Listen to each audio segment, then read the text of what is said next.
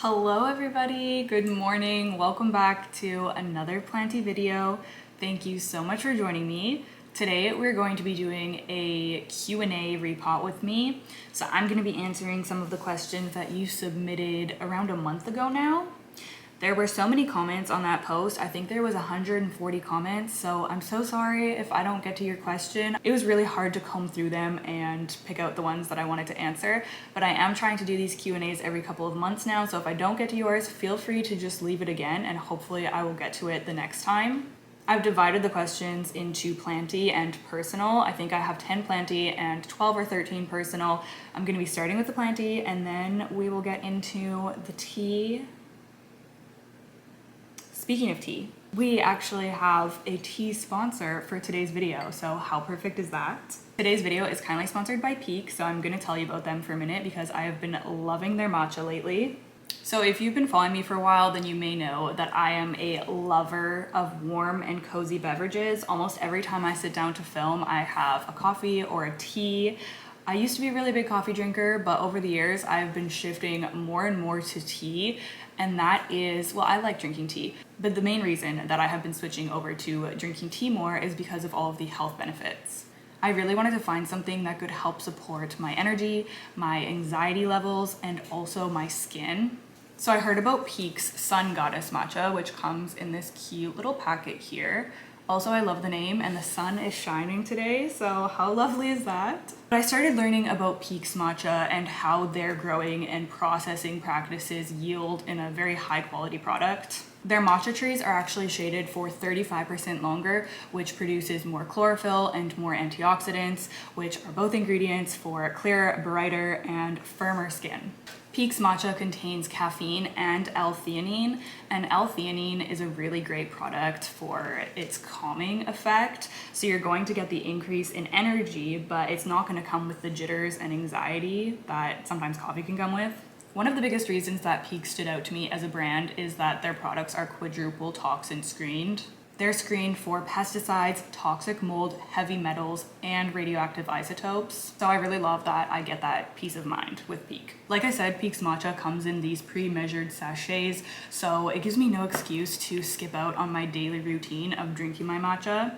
They're so easy to make. You can make this hot, you can make it cold. I just drink mine plain with nothing in it. This is such a smooth matcha. I love the taste of it, but you can make a matcha latte. You could throw some sweetener in here. You can do whatever you like. It's also, of course, organic and ceremonial grade matcha, and yeah, it's just delicious. If you would like to try out Peak for yourself, for a limited time, they're offering you 15% off of your order, plus they'll throw in a free rechargeable frother and a cup if you shop through my link down below, which of course will be in the description box. Thank you so much to Peak for partnering with me on today's video. Okay, I'm gonna get us all set up here, and then I'll probably, I don't know if I'll show the plants ahead of time actually. I might just introduce the plants as we go and we can just hop straight into the questions.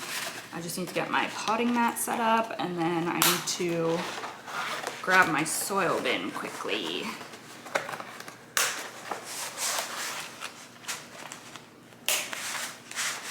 Okay, I think the first plant that I'm going to be repotting, oh my goodness, she is massive. Like, this plant has grown so much. This is my Thai pink lipstick plant. And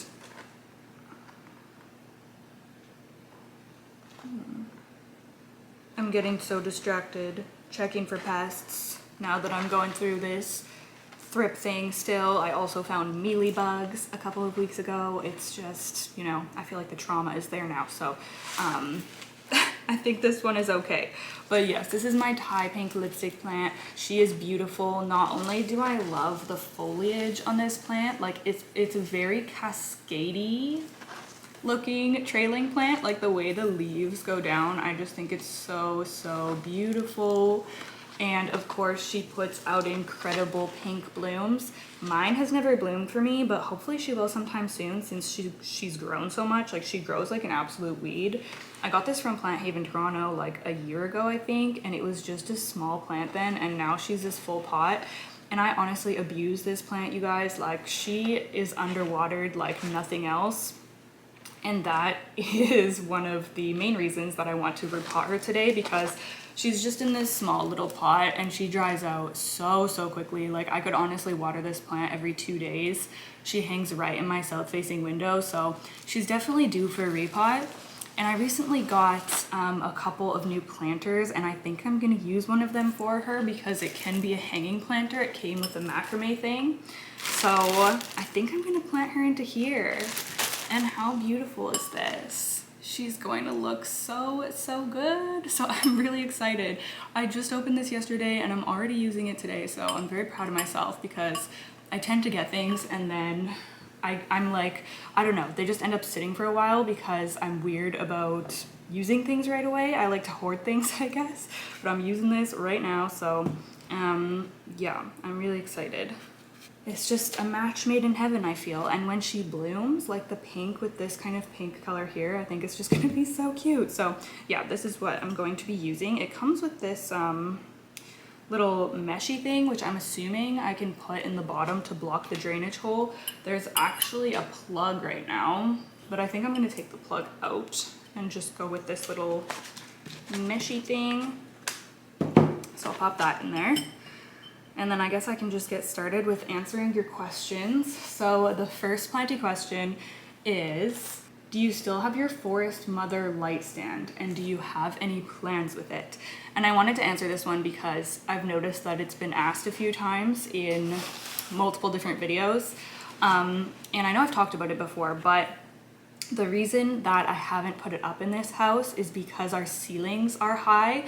They're much higher than the last place that I was living, and I don't think I'm gonna be able to use it as a tension rod like system like I had it before. Now you can use the forest different ways. It's quite versatile, which is really nice. I'm pretty sure that you can screw it to the wall and have it just kind of mounted on the wall. So that's an option that I could explore with it, but I just don't think I can do the tension rod thingy. I think you might be able to get an extender so that you can, so it works for a higher ceiling. I would have to look into that. I just haven't had a chance.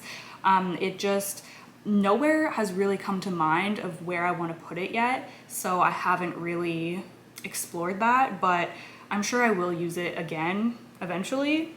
I feel like I've just been kind of slow to get everything up and running. Like I just got my Wally Grows mounted a few weeks ago and I had put that off, you know, it had been like 5 months and I finally got those up. So I'm just taking my sweet time. I'm trying to see the roots, but they must be really fine or dead. Hopefully just fine though, because I don't really see a ton of roots. All right. I'm not really familiar with lipstick plants. I only have a couple of them. So I'm not really sure what the roots are supposed to look like, but this one, it doesn't really look like much. Like it just looks like a clump of soil to me, but hopefully she is healthy. So yeah, I love the Forest by Mother vertical garden. I think that it's so cool and innovative and I would love to be using mine again one day. I just have to kind of figure out how I would set it up. I think you can have them freestanding as well. Like I think they do a base for it, or did I invent that? I'm not sure. But yeah, long story short, I would have to look into it some more. If you have any suggestions of where you think I should put it or how you think I should use it, then let me know in the comments because I would love to hear. Okay, I'm just gonna put a little layer of soil. This is a pretty shallow pot, as you can see. I think it's gonna be fine, but yeah, I'm not gonna put a huge layer of soil on the bottom. And then, it was really chilly this morning and I'm sure it's freezing cold outside, but since the sun is coming into the house now, it's really warming up, so I might have to change out of my sweater, but I'm fine for now. Okay, so I'm gonna break this up a little bit just so it can fit in here nicely. And I will move on to the next question, which is, how are you liking your Barina grow lights so far? I'm thinking of getting some and would love to know your opinion.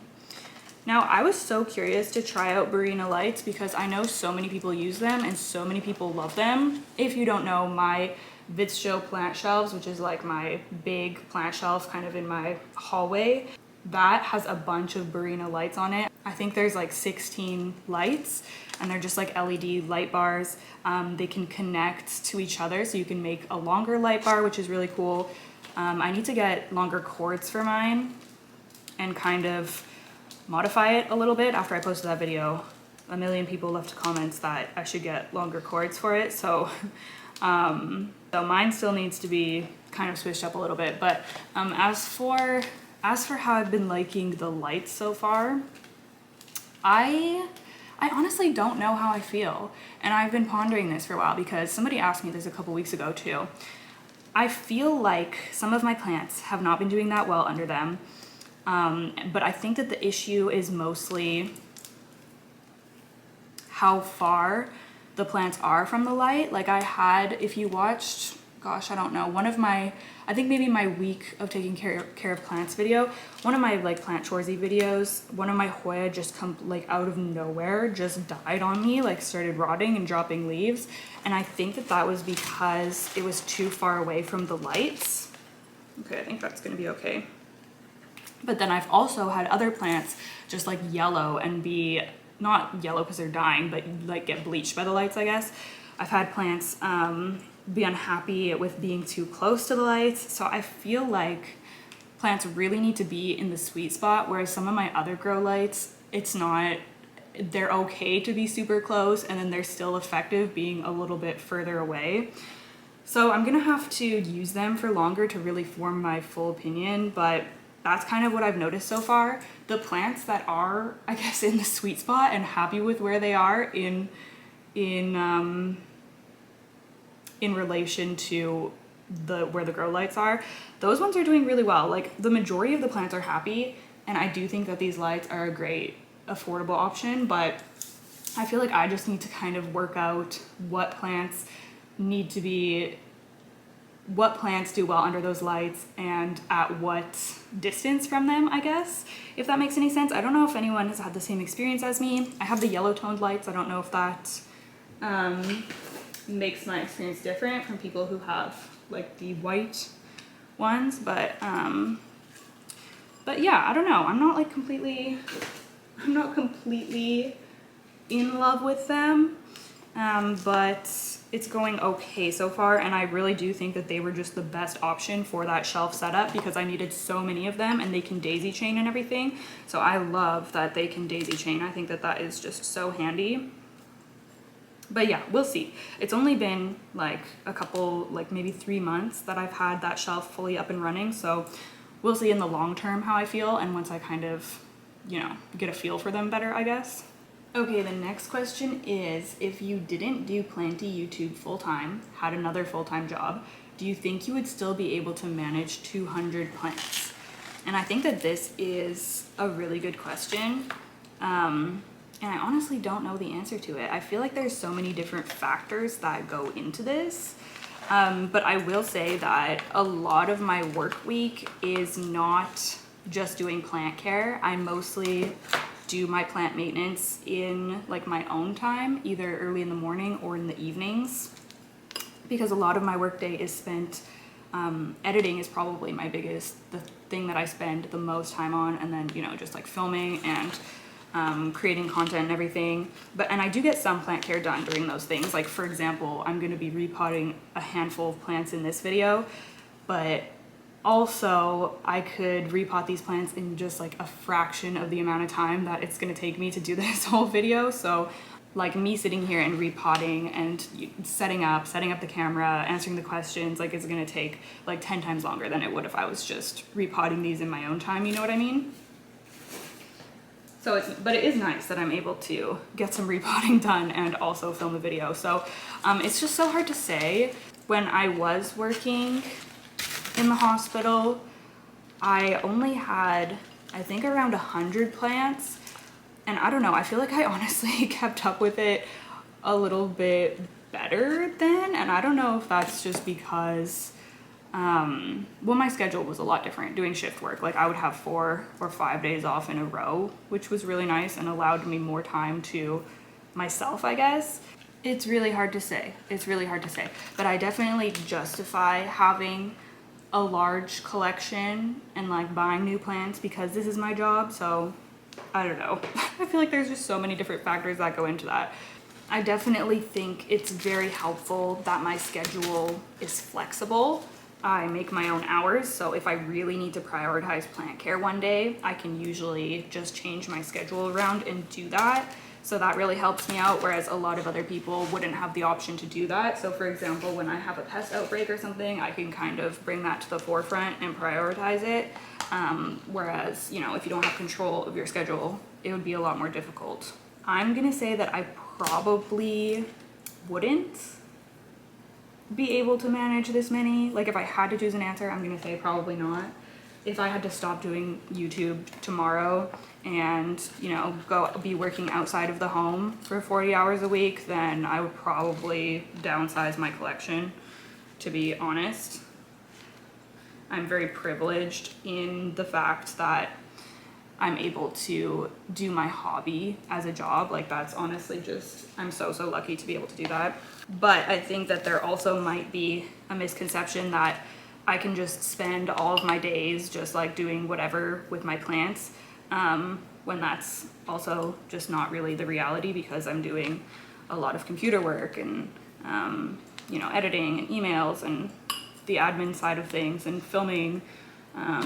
So yeah, my work days are usually quite busy, especially with the amount of videos that I've been putting out lately. Well, not in the past couple weeks because I've been slacking a little bit, but I normally put out a lot of videos between the three not platforms. I have 2 YouTube channels plus Patreon. Between all 3 of those, it keeps me very busy. Okay, look at her. Oh my goodness, I'm so happy with this. This looks gorgeous. I'm so glad that this pot came in the mail yesterday because it suits her so well. I hope that you're able to see. I know that the sun is coming in a little bit, but she looks absolutely amazing. I'm gonna have to figure out the macrame. Should I do that right now quickly? Oh, it's just so pretty though. I love this pot. Oh my goodness.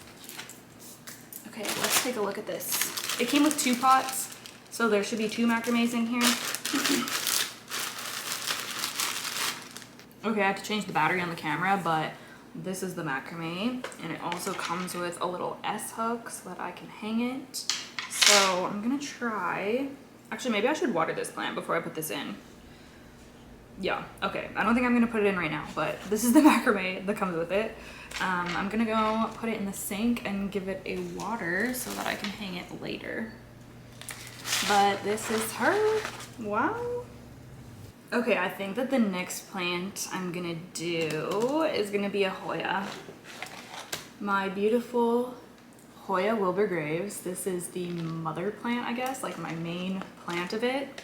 But I also have these cuttings that I've rooted, and they're doing so well. They've actually shot out a ton of new growth. So all of these like lighter green, smaller leaves there is new growth coming in, and they're so beautiful. And then these are new leaves on the end here too. So these are well rooted. I just water propped them on my windowsill, and you can see there's tons of roots there. So I'm ready to pot these all back together and create a fuller pot. So I think I'm gonna need to go up a size, which is kind of sad because I'm gonna have to take it out of this cutie pot by Solarium. And I'm just gonna be going into a nursery pot and a cover pot. So I think I'm gonna use this one. I really like this cover pot. It reminds me of, I don't know, some sort of like crystal, just the way that it's cut. It's so pretty. All right, so while I'm combining these, I'm gonna answer another question. The next one is, of all the moss pools you've tried, what is your ultimate fave? Of the moss pools that I have tried, my favorite one is the clear Rousseau poles. And the reason that I like those ones so much is, first of all, I really like closed system poles because they help retain the moisture for much longer than like my previous mesh poles, just because like they're enclosed, there's less surface area of the moss exposed. Okay, this is like very tight in here. I'm trying to wedge it out. Must be well rooted. Oh my goodness. Oh my goodness. Oh yeah, there's lots of healthy roots in there. It's not like super root bound, but it looks really good. Anyway, so I love that style of pole, and I love the front closure of the Rousseau poles, and I know some other people are starting to do that as well. But the reason that I really prefer the Rousseau poles over the other ones that I've tried is just that they're wider. They're larger than the other ones, and that's good for a couple of reasons. The more important one to me is that it provides more stability. I'm finding that they're just a lot more stable than the smaller. Like the thinner the pole is, the more flimsy it's gonna be. So I really love that the Rousseau ones are just the widest ones that I've found. So yeah, number one reason that that's helpful is because of stability, but it's also helpful to keep the moss moist even longer. My Rousseau poles by far stay moist the longest. So yeah, I just love that. Like they're just like the perfect size. At first I thought that they were gonna be a little bit too big. I was like, I don't know about this, takes up a lot of moss, which is, I guess the con is that you do have to use more sphagnum moss with them. But yeah, they're just my favorite so far. I will say that I think I'm going to order some wire mesh and try out making a wire mesh pole. I used to DIY all of my moss poles with plastic mesh, and that was okay, but the plastic was just not sturdy enough. Like my moss poles would lean, and it was just became difficult to extend them because the plastic just didn't offer the amount of support that I needed. So I'm thinking that if I can do the wire mesh, ideally the plastic coated wire mesh, then hopefully that will provide just like a really stable pole for me for some of my larger plants. So that's kind of what I'm wanting to experiment with next, but so far in my collection, definitely my Rousseau poles are my favorite. Okay, I'm gonna pop this guy. Oh, I might actually have to break that up a little bit because I need to fit my other cuttings too. Okay, let's just gently break it up a little bit. The next question is, do you have any Hoya in pond? If so, can you explain your process with it? Do you use a reservoir or not? So I do have, I think only one Hoya in pond, but I have a couple of other plants in pond as well. I have an Anthurium and an Alocasia in pond currently. Is that it? I think so, but I'm really wanting to experiment with more plants in pond soon because I just feel like that's very helpful to me as an underwaterer. So my one Hoya that I have currently in pond is my Hoya multiflora, and it loves it. It is doing so well, blooming all the time, growing like crazy. And that one is just in a small, it's just in a pot like this with the slots, like a little clear orchid pot, and then it's just sitting in a cover pot. So it has a little reservoir, and I just fill that reservoir like a third to halfway up and then just ignore it until it needs to be refilled again. I use the General Hydroponics Flora series fertilizer with it, and yeah, it's very low maintenance. I think that the best way to put your plants in pond is to do it via cuttings, or to at least transition. If you're taking a plant out of soil, I would at least transition it to water first, have it in water for a while. Once you start getting some of those water roots, then move over to pond. I feel like that is the way that I've had the most success. And that's probably how I'm gonna do all of my future, like all of my future plants that I transition to pond. So yeah, I think that it's great, and my Hoya multiflora is very happy. All right, sticking these cuttings in here. They are quite attached. There we go.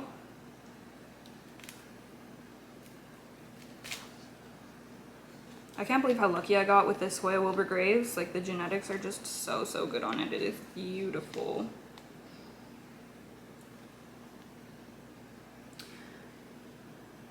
The next question is, I just came across a Monstera with sport variegation on a lower leaf. Is there a way to promote more variegation? Now, with Monstera, well, not all Monstera, some have stable variegation, like the Thai constellation. These are literally like stuck together. What is going on here? But for most variegated monstera, like the Albo, the Aurea, you know, all of the different varieties, there's no way to really encourage more variegation because it's truly just in the DNA of your plant. Like it's genetic. It's kind of, okay, maybe I'll just have to pot these two together because I don't know what is going on here. Oh, there we go. Okay, I got them. It's kind of one of those things where it's like, if it's there, it's there. And if it's not, you can't really change it as far as I know. Like I know that there was people would say that higher light would give you a more variegated monstera, and it's just not, that's just not how it works. You can perhaps get a more variegated monstera if you chop it up and activate a node that has higher variegation, but you just have to look at your plant, look at the stem, see if you can see any variegation, and specifically look at the node where you're gonna cut, the node that's gonna activate, because you'll see whether there's any variegation visible or not. And I don't know about the sport one that you're talking about, because it could be maybe like hard to see on the stem or just very faint. But if I was trying to encourage more variegated growth, I would probably chop it up, to be honest with you. That if I had a sport variegated monstera, I would probably be chopping to see if I could activate any variegated nodes. But yeah, variegation for them just isn't typically changed by light. I don't know about fertilizers. I feel like I've heard people talk about different fertilizers promoting or encouraging variegation. I don't really know anything about that. And there are other plants that light affects the variegation, like the philodendron Florida Ghost is one that pops into my head right away. But like my low variegated Monstera albo beside me is getting blasted in a south window, and that's not going to do anything. Like it's probably reverting, honestly. The variegation is so little on it now, even though it's getting a ton of light. Okay, I'm gonna top this off.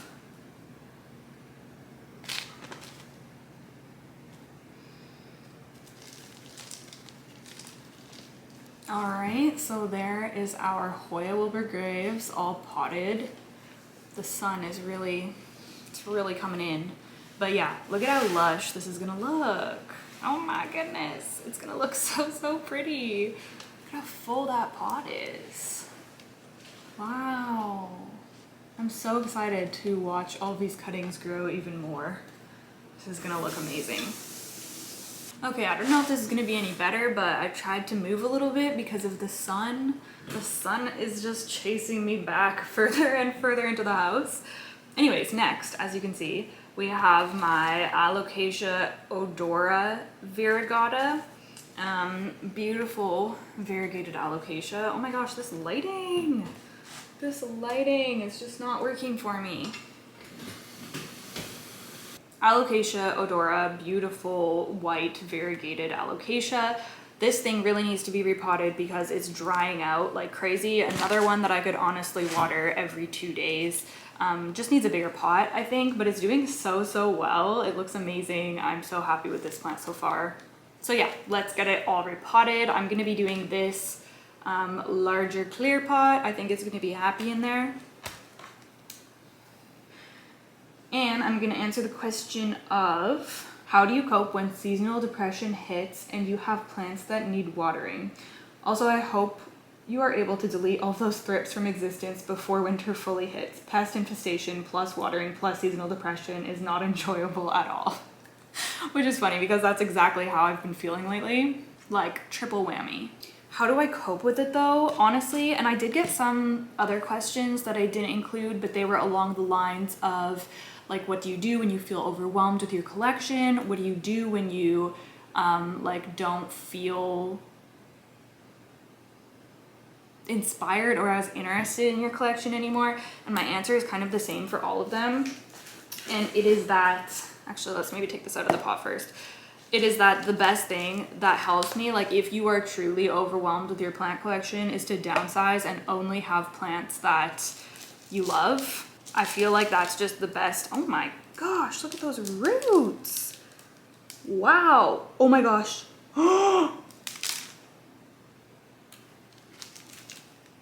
No freaking way.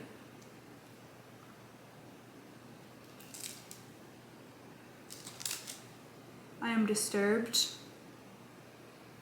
And I figured out where my mealybug problem is coming from. This thing has root mealies, which is bizarre because one of the questions that I got was asking how to get rid of root mealies, or something about root mealies, or asking if I've ever had root mealies, and I was about to answer it and say no, I've never had root mealies. But this plant literally has root mealies. I am disturbed. I do not know what to do. I'm gonna have to wash all the soil off. I'm like, what the heck? One of my poor Hoya had a massive mealy on it the other day, and I was like, where the heck did this come from?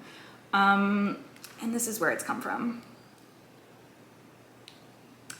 There's literally a mealy infestation happening here.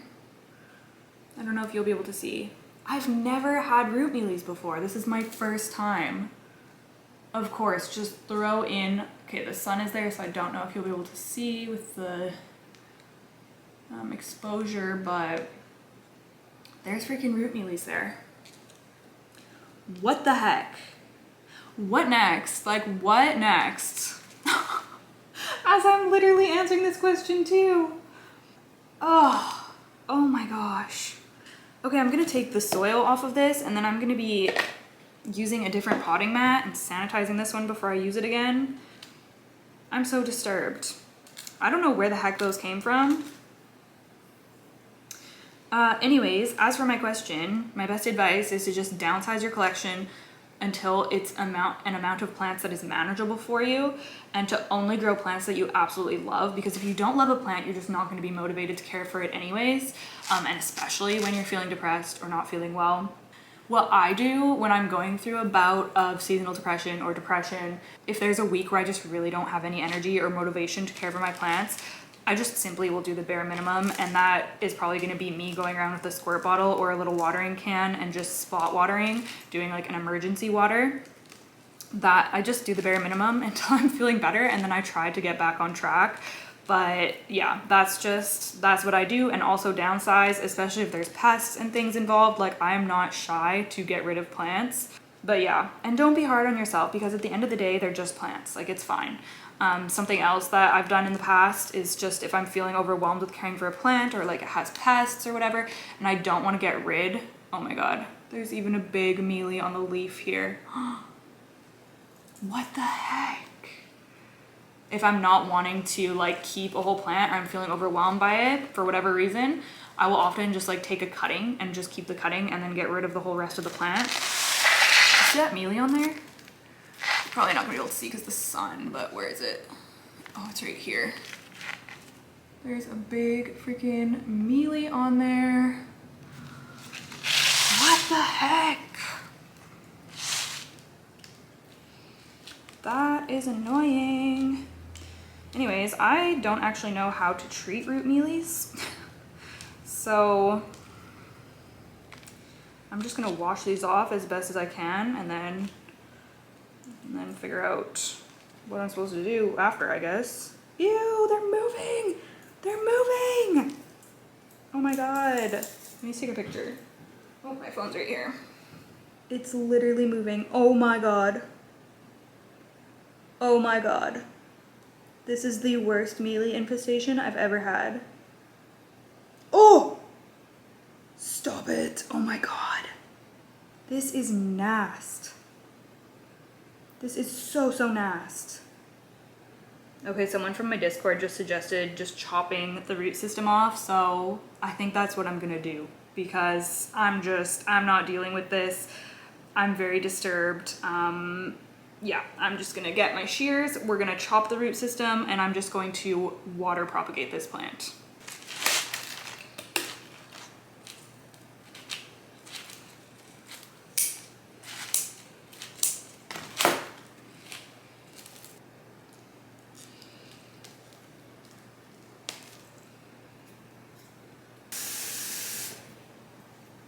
Okay, I'm gonna clean everything up here, but I've chopped the roots and cleaned the roots. There's just, you know, really short roots left, so I'm just gonna keep an eye on this. I'm sure it'll regrow its root system really easily. It's a really hardy alocasia, but like, What sneaky little buggers. I never would have known that that was going on if I didn't just go to repot that plant. So now I'm feeling like I have to check / treat all of the plants on that plant shelf, or at least that are near that plant, because what the heck?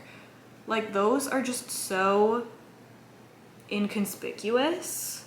Like, the plant looks fine too. Like, I never would have thought that that was going on. I'm kind of shook right now. Like I said, I've never had root mealies before, so gosh, but those are gross. That's like for sure some of the grossest pests I've ever seen. Okay, that was very disturbing, very unwell, but let's push on. I need to pick up the pace here too because, oh, there's a bird outside on my little table. Cutie. But yeah, I'm gonna pick up the pace here a little bit. Okay, next is, what is a common grocery store plant that you love? And I was thinking about this, and I feel like there's a few common grocery store plants that I love, but the one that came to mind right away is the asparagus fern. I love that plant so much. It's so whimsical, it's so easy care, and so unique, like different than anything else that I have. I really love mine, and I don't show it a lot on my channel because it's in the bedroom. It sits on my like nightstand. So I see it all the time, but I'm just not in there showing the plants a lot, so y'all don't see it a lot. But yeah, I really, really love that plant. And you can get them for only a few dollars. So yeah, amazing plant. Okay, I'm gonna go ahead and pot. I think I'm gonna do my new guinea ghost next. It's doing really well, thankfully. I say thankfully because I've killed one of these in the past, but this one is thriving. Look at how cute he is. I mean, this was near the mealy plant, so hopefully I don't find anything suspicious going on with this guy, but he looks well. He's been growing. Like, there's baby leaves that are emerging, so I think he's in good health. Take a look at the root system here. Yeah, I'll have to really be checking these plants out. I don't see anything. I think he's okay. Okay, I just wet this so that I can pull the moss off more easily. But the next question, which is so sweet, is have you ever thought about writing a houseplant book? You are such a book lover. I feel like it's right up your alley. And then there's a few really kind comments underneath of this one. And I love the idea of this, like truly I do. As a book girly and a plant girly, I love this, but I have nowhere near the amount of plant knowledge where I would feel comfortable to write a book. Like, I really know nothing about plants. I just kind of flounder and figure it out as I go through trial and error. And sure, I could like research a little bit and like have people help me, but I don't know, there's already plant books, so many plant books out there, and I mean, I'm sure if I really like thought about it, I could come up with a unique way to put my spin on it, but maybe something different, and like different from just a traditional kind of like from the books that are available right now. The idea of writing a book in general sometime in my lifetime sounds very appealing to me, just because, like I said, I love books so much. That's probably like my second biggest interest / hobby after plants. And yeah, that would just be so freaking cool. But do I have writing skills that would be up to par to do that anytime soon? Probably not, but maybe sometime in my lifetime. So that would just be amazing and such a cool thing to accomplish. The next question is, if you could pollinate any 2 plants to make a new plant, which ones would you choose? I was thinking about this, and what came to mind was things that I could cross with Monstera adansonii, because I love Monstera adansonii so much. I love how it grows, especially when it's trailing. Like a big, lush, full pot of trailing Monstera adansonii is just so gorgeous. I'm such a big fan of that plant, and I was thinking like if there was different varieties for leaf texture. Like obviously there's variegated ones, but specifically for leaf texture. So I was thinking it would be so cool if there was, and I know these aren't possible, but I thought of this as just very like if you could literally choose anything. But what I thought of right away was Monstera adansonii crossed with Amedrium medium silver. Like if there was like the texture and color of the Amedrium medium silver with the shape of the Monstera adansonii leaf and like the growing pattern, Like how cool would that be? Cascading down. Oh my goodness, I would love a plant like that. And then I was thinking about it more and I was like, Monstera adansonii crossed with Philodendron micans would also be super cool. Like if there was like, or Philodendron gigas, if there was like the adansonii leaf, but in a dark velvety texture. Can you imagine? I would croak if there was a plant like that. Like that is just, that would be so cool. So yeah, probably one of those two. And then I was also thinking about plants that I just wish existed, and different varieties of Hoya linearis is something that I don't think exists from what I've researched like briefly online or like ever heard of or seen. I think that there's only the one just like regular green linearis, but it would be so cool if there was like a darker version or a variegated version or just any other version, like a silver version. Oh my gosh. I just love the linearis so much, so I wish that there was more varieties of it for me to collect. But then again, it's probably for the best that there isn't, because, you know, I don't have space for to have like every variety of every type of plant. But those are definitely some like fantasy dream plants that if they existed, I think would be so cool. Okay, as I am picking off this moss, which can be a very tedious procedure, I'm going to jump into some of the personal questions. So yeah, I guess I'll just start answering them. The first one is, what is your partner's opinion on your huge plant collection? Does he enjoy them too, or is he just kind of accepting and respecting your hobby but not really a plant fan? How do you guys share the space? Is it difficult with this hobby to move in together with somebody? I'll just say, and does it need some compromise? I would love to hear your experience on this. Adore your videos, sending love. Thank you so much for your kind comment.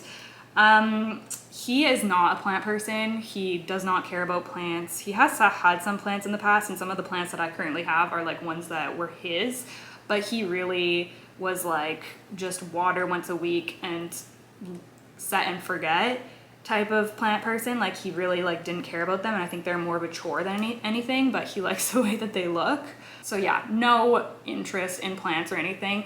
However, he is clearly very supportive of my hobby because our house is full of my plants and I take up a lot of space just like purely for my hobby, for my plants in our house. So he's very gracious that way and kind of just like letting me take the reins of what I want to do.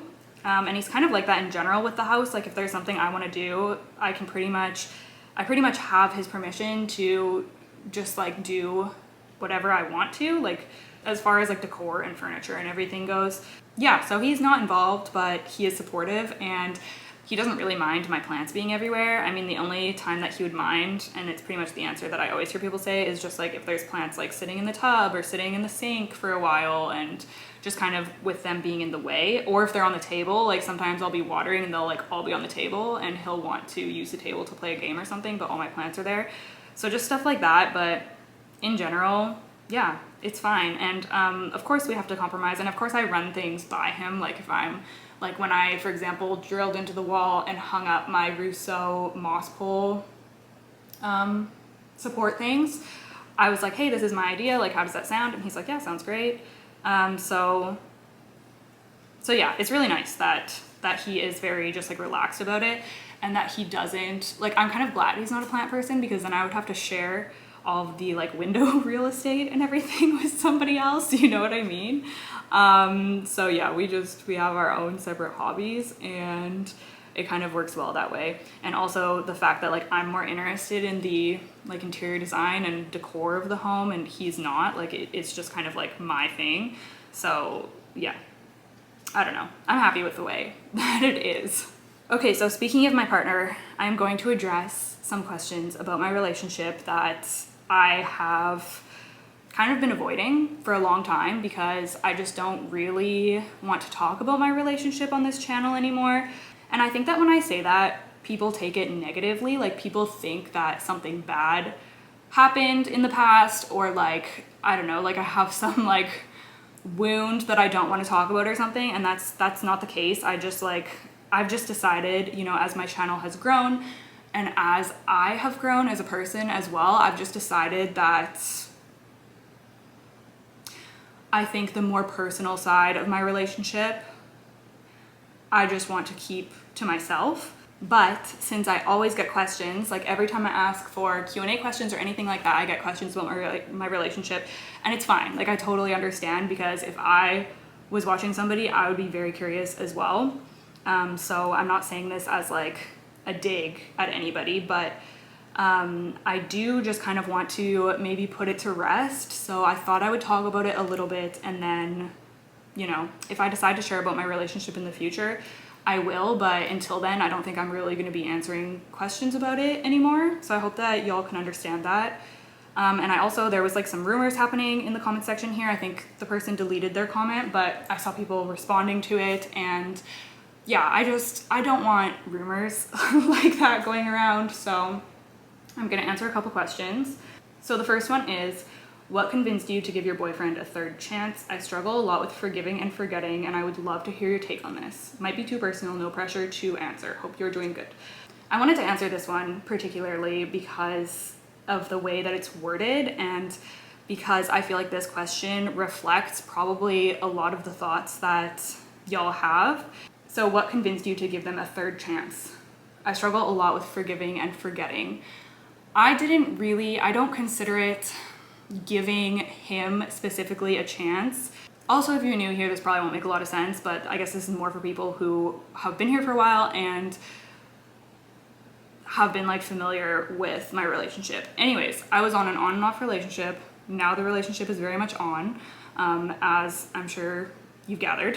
But the reason that my relationship has been on and off in the past was not because of any betrayal or any like infidelity or any like big bad thing that one of us did to the other. It was simply just a matter of, in my opinion, a combination of us navigating really difficult times, you know, going through the very beginning of the pandemic. Things were very scary. I was a nurse working on the COVID floor, very, very high stress. Like I literally thought that I was gonna, at that time, not to be dramatic, but just to give you a feel of like how incredibly high stress that time of my life was. And like for both of us, we both worked in healthcare. I think the reason our relationship struggled so much was a combination. I'm probably going into way too much detail here, but I think the reason our relationship struggled so much is a combination of the world at the time, and we both have personal issues that we needed to work on and are still continuously working on. We've both come a really long way, but it was never issues with each other. Do you know what I mean? Like we always loved each other, but we both just had anxiety and mental health things, and we're both just like trying to navigate life and trying to navigate the relationship. And I feel like people have this image that he wronged me somehow. So I really wanted to answer this question just to clear the air, because I don't like that people have that assumption, because to be quite honest with you, I was probably the person that was more difficult to be with than he was to me. Neither of us were perfect. Neither of us are still perfect, but we were able to kind of, over the years, put in the work to try to figure things out. So yeah, I don't know. I just want to clear the air, because I saw like a comment about cheating or something, and that's just never happened. And it would be a very different situation if that had happened. And I'm very like, I don't want to use the word triggered, but I've had a couple people very close to me go through very toxic, manipulative relationships, and those relationships often are on and off and have like multiple breakups and stuff. So I can see why people would be concerned for me. So I understand your concern, but I guess wanted to give a little bit more context into my relationship through the years, I suppose. And this stuff was years ago. Like we're talking 2 to 3 years ago. So it has been quite some time since all of that stuff has happened, and our relationship is very stable right now. So yeah, not that I'm gonna sit here and try to convince you of how like great it is or how whatever, because nobody really knows what the future is gonna hold. And as much as I hope, and I feel like this relationship is gonna be long lasting, it's impossible to tell the future, right? Which kind of brings me into the next question, which I don't even really have a lot to say about, but I've seen this comment come up a few times since I moved, so I just wanted to quickly chat about it. And it is that I've been nosy, and I'm unsure if it's too personal, but I know you and your boyfriend have had a rocky past, and I'm so happy you've reconnected. However, I'm wondering how you felt deciding to do home buying with him, or if you did anything to protect the investment in case of a future split. I know it's an uncomfy topic, but I'm curious as to how homeowners prep for potential separation. And the reason that I wanted to, I'm not gonna get in, like, you know, into the legalities of purchasing a home with someone, but I did just want to talk about it because I've seen this comment come up. I've been removing this moss forever because I'm just chatting. I've seen this comment come up a few times, and in the sense of like, people think that I purchased this home and he's just living here with me and he's going to like steal my investment, like steal the house or something.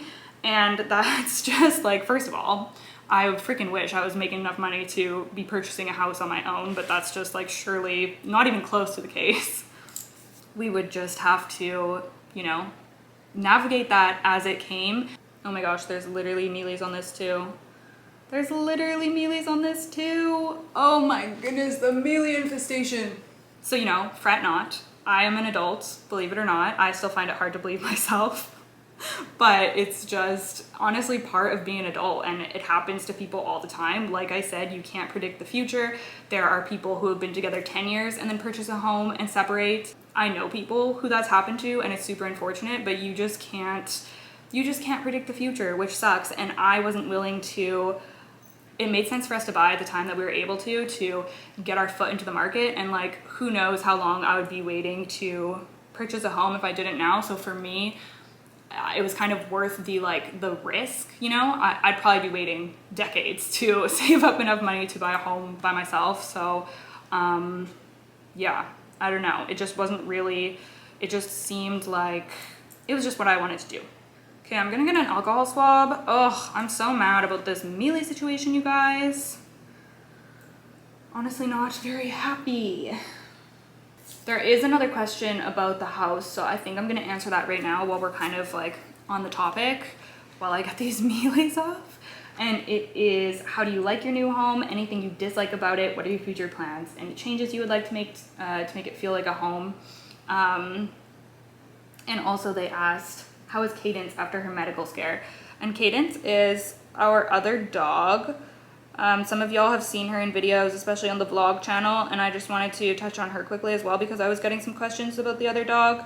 And that is my partner's dog, Cadence. She's a 12-and-a-half-year-old Weimaraner, and she's very sweet. She's deaf and she has dementia now, so we are very, I guess, aware that her days are becoming numbered, which is very, very sad to think about. But she recently had a stomach problem, which is what this person is referring to. And she's doing great now. She went on some, I think she was on like 3 medications, antibiotics, and then some other just like gut, like a probiotic and something else. But she's doing much better now, so whatever it was has subsided. But yeah, thank you for asking how she is. And as for the rest of the question, I love the house. I'm so happy with it. There hasn't been anything like crazy happen since we bought it. Like, nothing's gone wrong or anything, which is really nice. Like, nothing's like broken down or anything like that. I feel so fortunate to be here. We really didn't think that we were gonna be able to get a house like this nice. Like, yes, it's very small, but it has the big windows that I wanted, and it's like less than 10 years old. We just really didn't think we were going to be able to get into somewhere like this, so the fact that we did is just so nice. So I'm very grateful for it all the time. Even when I like don't feel like cleaning or something, I'm like, oh, but I'm so grateful to be in this house. And I used to like dream of the day that I would be able to like take care of my own home, and now I have that. And yeah, I'm really filled with gratitude all the time about it still, and I hope I will be forever, because there's so many people who aren't as fortunate as I am. Okay, I think I got all the mealies off of the leaves. Future plans and changes that we want to make, the like #1 priority for me is to fence the backyard. We're very close to the neighbors. We only have neighbors on one side, luckily, because I guess the house was like torn down or something on the other side. We don't live in a new neighborhood or anything. It's very old, but there is an empty lot beside us on the one side, but the other neighbors are like right smack. Like, I honestly could swear I could like almost touch. Like, 2 of me for sure, I could be touching both houses. Okay, what container am I gonna be using? I think I'm gonna do this one. My cute little ceramic one for the New Guinea Ghost. So yeah, a fence is really, really important to me, like especially if we're being outside in the backyard in the summer and stuff. Like it's not really, I don't like feeling like I'm just sharing one giant backyard, and the neighbors that we do have close to us, it's probably like the one thing that I'm not super happy with, because it is a house of guys in their 20s renting it, which if y'all have been following me for a long time, you know I had a really bad experience in one place that I lived with neighbors of that type. There hasn't really been anything crazy lately, but I have a lot of anxiety about the summertime and like people being over there and it being noisy, because we, you know, having the windows open and stuff, like I don't want it to be super noisy here. And also one of them does like at-home mechanic stuff, which I don't even think is legal, but he's like always, like the other day there was literally 9.5 vehicles in their driveway. So he works on vehicles and it's like very noisy. It's like loud engines all the time, car doors slamming all the time, like welding, just tools going all the time. So, you know, I wish I could just have like a sweet old couple, like a nice old woman who's out like making her garden nice, planting her flowers. That would be my dream neighbors. But of course you don't get to choose your neighbors, so it just is what it is, and I'm trying to not get too stressed about it. But it is just like, it doesn't, like the property, I'm not going to talk too much about it, but it just, yeah, it's not really the vibe. It's not really the vibe.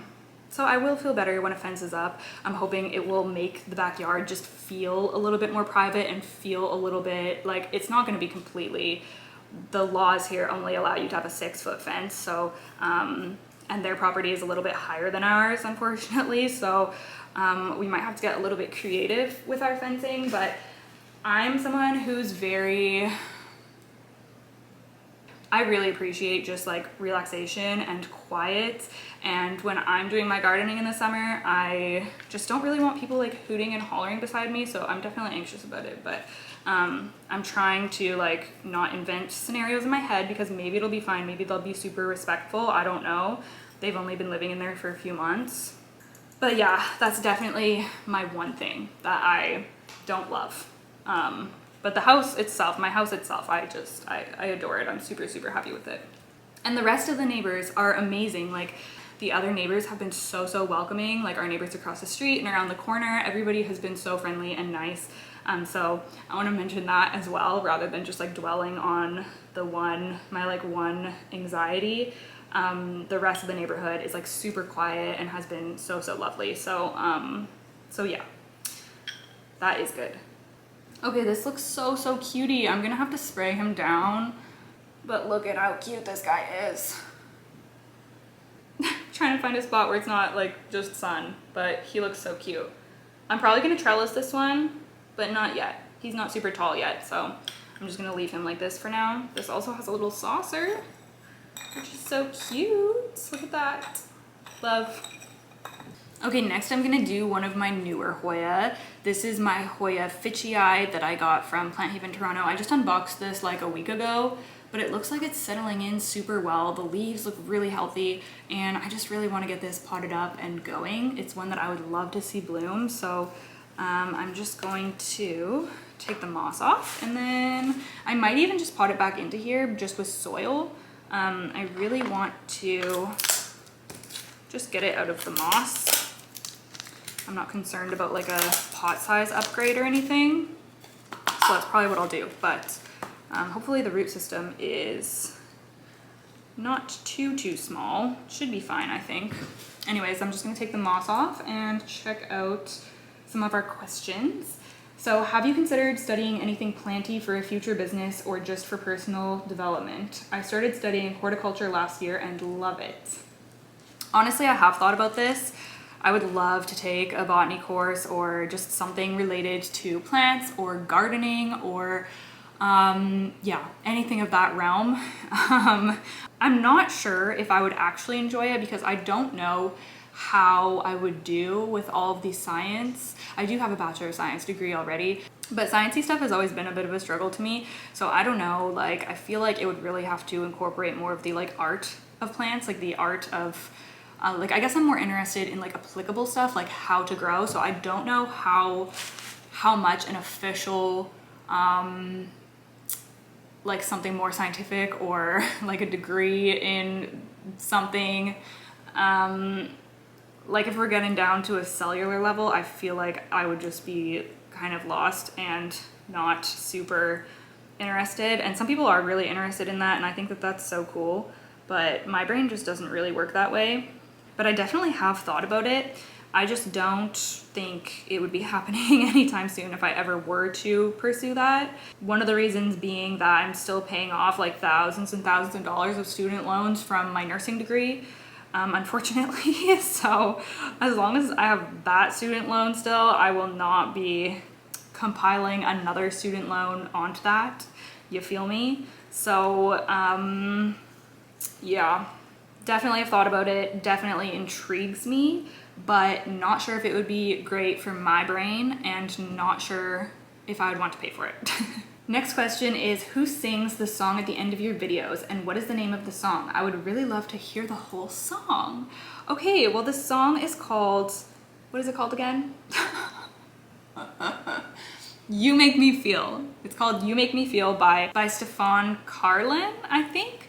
I'll put it down below in the description, but this is a song that I found like years and years ago before I even started my Planty YouTube. I used it in a vlog because I used to do YouTube before I started doing Planty videos. I had just like a small following and I would just do like vlogs and things, and I found that song for a vlog, and it just gave me such, I don't know, it just gave me such a comforting and like hopeful and happy feeling. And yeah, I love that song so much. So when I started making Planty videos, I wanted to have like a consistent song to play at the end of my videos, and that one was just the one that came to mind. I was like, you know, that's the vibes. And to be quite honest with you, I don't know if I've ever listened to the whole song either, so why don't we listen to it right now? I'm gonna remove the rest of the moss and we'll listen to the song.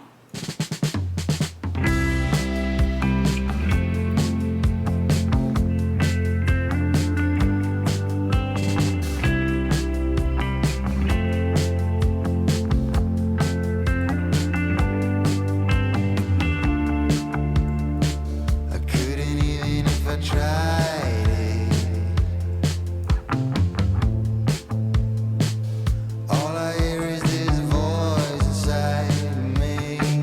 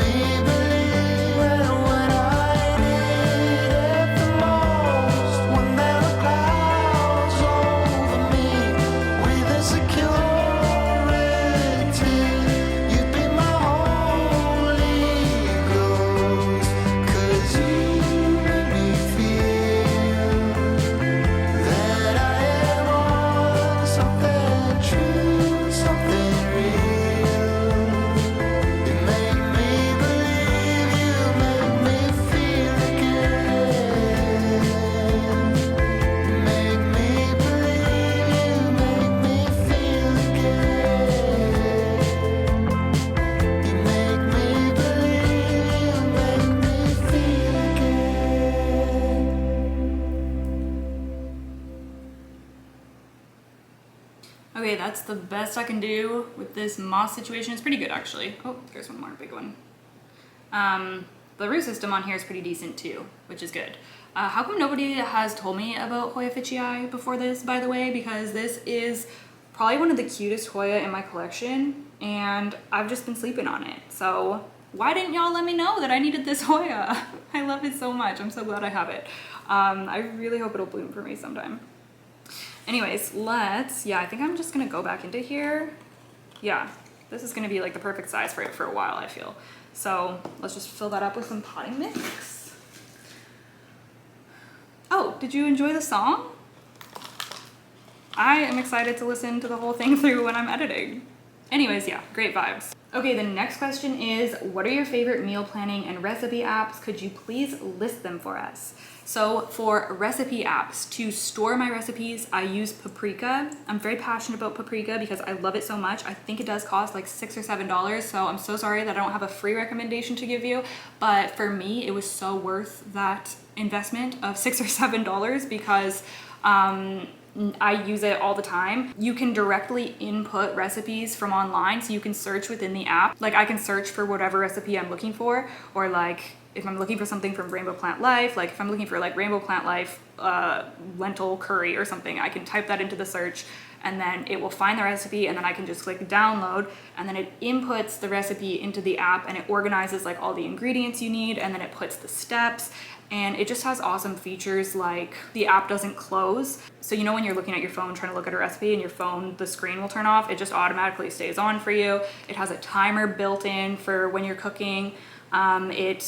You can build your grocery list in it. Like you can choose your recipes that you want to make for the week and then just click the little grocery basket thing, and it will just populate a grocery list with everything you need to buy for the week. It's just so handy. So I'm always adding recipes into that, and whenever I need inspiration for what to cook, I will just go through there. You can search through your recipes, you can organize them in different ways. Yeah, it's great. I will sing the Paprika app's praises for a long time. I love you, baby, honey, come here. Oh, give you a good scrub it up. Give you a good scrub it up. Honey. Give you a good scrub it up. What? You're in the video, talking in your dog talk. Oh, scrub it and rubbing. Your dog daddy voice. What was I talking about? My favorite meal planning. Okay, so yes, for recipe storage and even like building a meal plan, Paprika app. But sorry, the dogs just got home if they're loud. Can you take their collars off? Well, Olive isn't near me. Okay, Ollie, come here. You gotta take that shackle off, girl. Come here. Olive, come here. If you're looking for something to just do all of the work for you, to plan a week of meals and populate a grocery list and everything, and you don't even need to go through and like choose anything, I would suggest to you the Meal Lime app. I've used that for a long time. It's not currently what I'm using, which I'll talk about in a minute, but the Meal Lime app is so flexible. You can input like whatever dietary needs you have, I guess. So it's not like strictly vegan or anything, but there is the vegan option, which is obviously the one that I use for it. But it's mostly like really easy recipes, and you can just select the ones that you want for the week, and then it builds you the meal plan, builds your grocery list. It just makes everything so simple. And yeah, and that one has a free version as well. So that's the one I suggest for people because it's just, yeah, it's just flexible, it's accessible, the recipes are really good. I've had a really great experience with it. And the only other meal planner app I've used, I think, is the one that I'm currently using right now, which is the Forks Over Knives one, which I don't recommend to people because it's very, we are following a very strict diet right now and a very healthy diet, like it's only like whole foods, no cooking with oil. My partner's on this, what's it called, elimination diet, so he can't have a bunch of stuff, and yeah, we're just very like following like a very healthy, clean eating thing right now, and the Forks Over Knives app is perfect for that. But I don't recommend it to people because it is kind of expensive. Like it's not free, you have to pay for it. And I feel like it takes a lot of time. Like the recipes take a lot of time. They're a little bit more obscure. Like I just don't think it would be for most people. If you are like looking for something that's a very clean eating, whole foods, plant-based, then like check it out if you're interested. And Forks Over Knives as a whole, like on their website, they have tons of amazing recipes you could just go look up. But yeah, that's what we're using right now, and we love it, but it definitely takes a lot of my time to do all of the meal prep and cooking and everything every week. So it's just kind of something that I'm investing a lot of myself into right now. But yeah, works for us great, and we love it. I just recommend for like a free, more accessible option to do Meal Lime. Are you waiting Just for me? gonna grab some water. Okay. And Oh, I'm sweating. how long do you think it'll be? Whew, probably like 20 minutes. I'm Yeah, sweating. the light is so good right now. I'm like gonna get a sunburn sitting Yeah, here. it's so nice in here.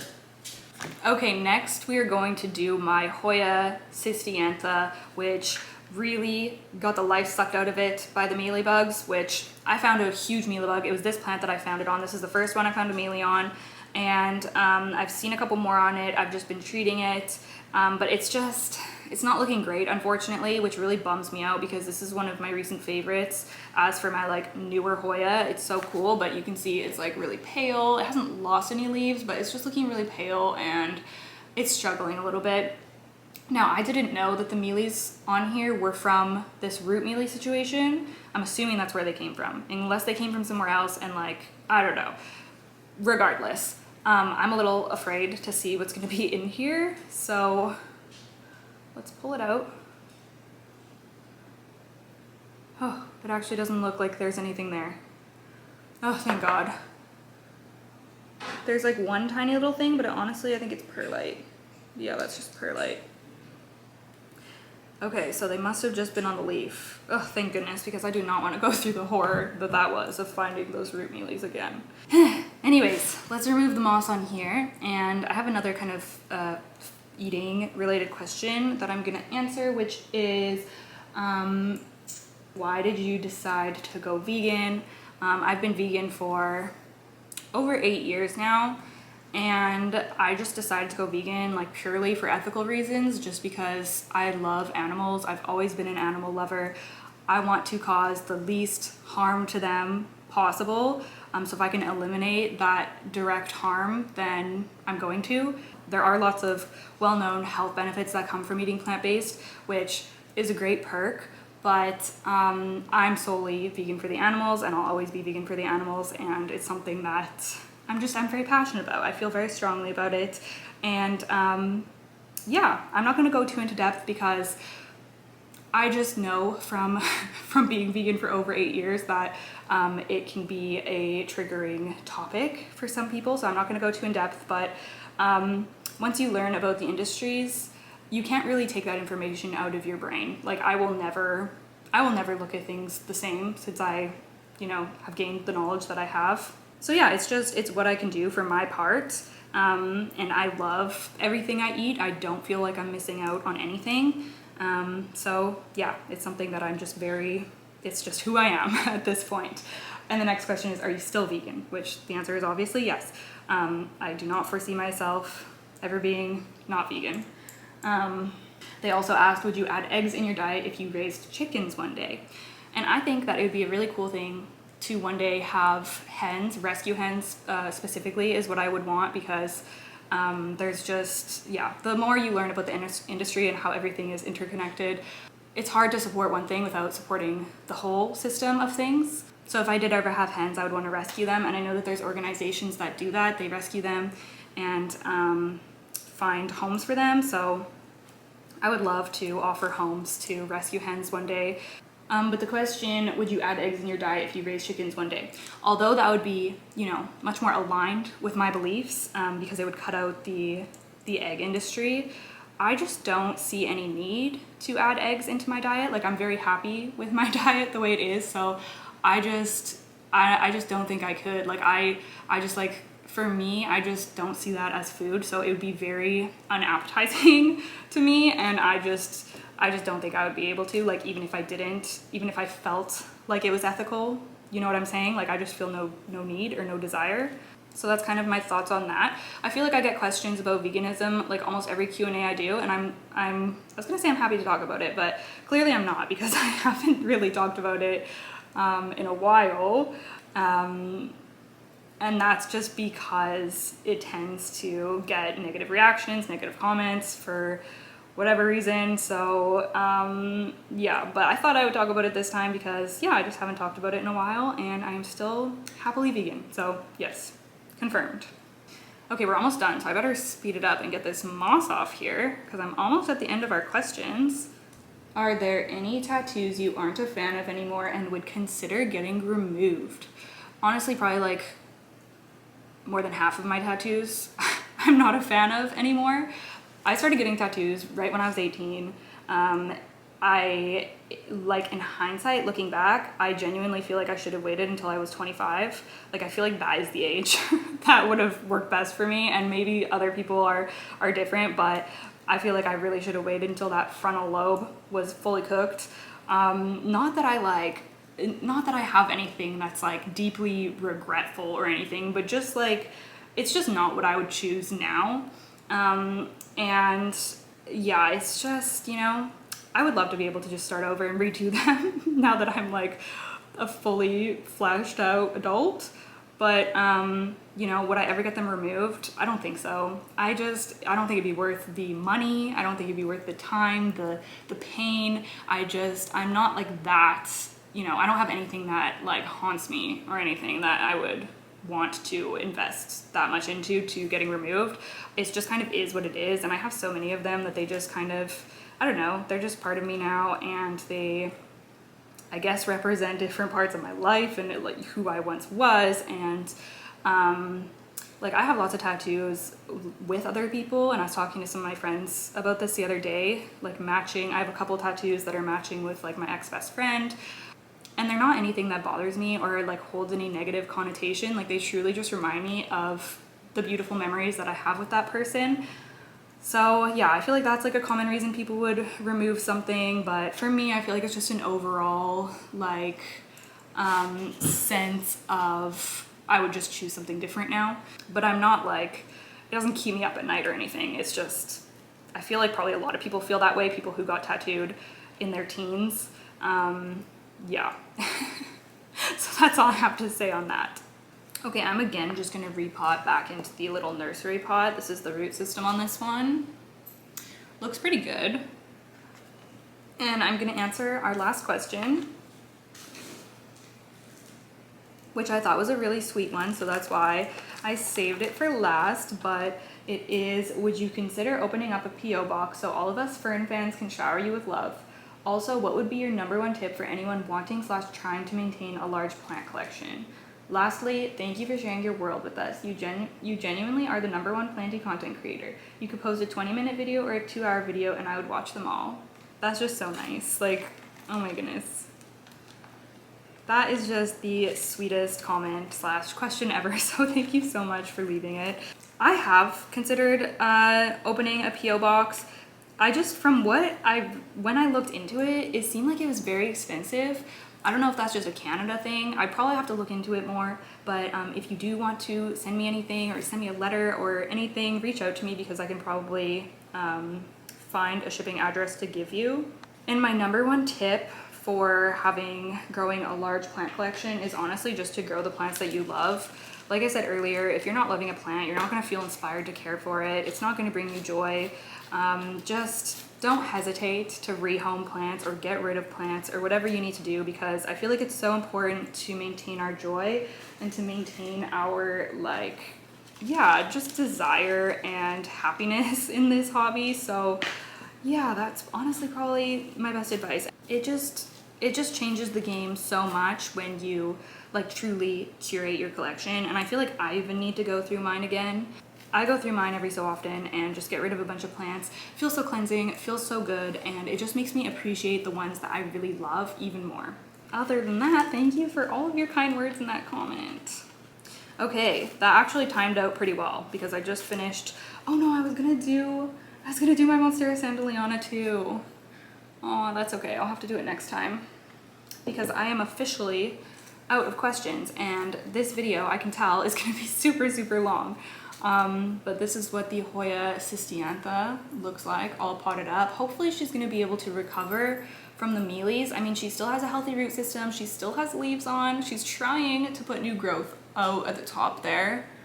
But yeah, we'll see what happens. Wish her luck though. Anyways, oh my goodness, that was a lot.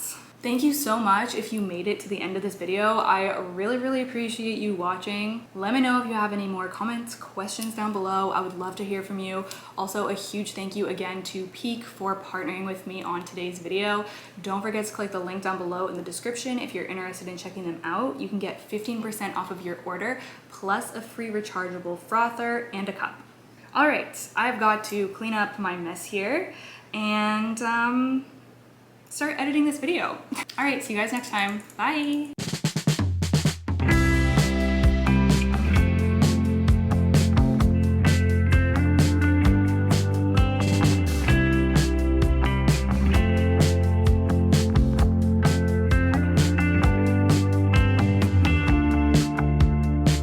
I couldn't even if I tried.